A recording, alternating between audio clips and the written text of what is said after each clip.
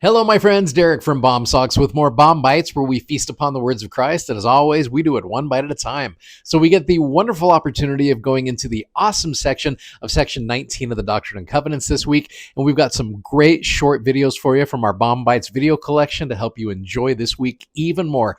And if you haven't already, please go check out our amazingly comfortable gospel themed socks at bombsocks.com. Godspeed, friends, and enjoy the video.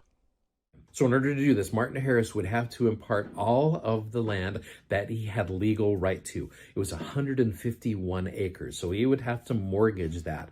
And so that would take a lot of faith on Martin's part to be able to mortgage it. It was great property, and this was something that was very, very difficult for him to do. His wife already was not in support of this, as we know from previous stuff. And so here's section 19 of the Doctrine and Covenants. So I'd like you to read through this section here, knowing the trial that Martin is going through.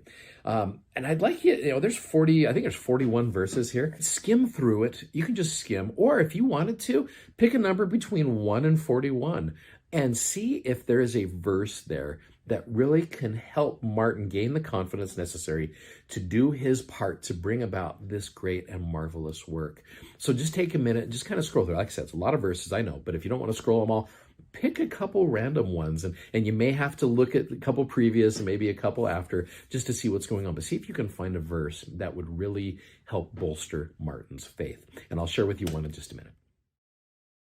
Okay, like I said, there's a lot of verses there, and there's a couple I want to focus on tomorrow as well with this context in mind. But let me share with you one here. It's a fairly well-known verse. In fact, it was the mutual theme, I think, just a couple of years ago. It's verse 23, where it says, "Learn of me." Now, keeping in mind here, this is the Lord speaking to Martin Harris. So it's almost like he is saying, Martin, learn of me and listen to my words.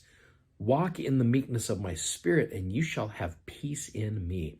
At this time in Martin's life, I think he still was looking for peace in Christ. And that's where, you go back to some of those songs back with this mutual theme, having peace in Christ and learning of him. This is one of those efforts, oftentimes giving up something. In Martin's case, it was 151 acres of the greatest property out there.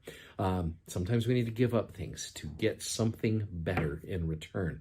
And the things that we're going through help us learn of Jesus Christ, help us become like him, help us walk in the meekness of his spirit. And as we do these things, then we will have peace in him.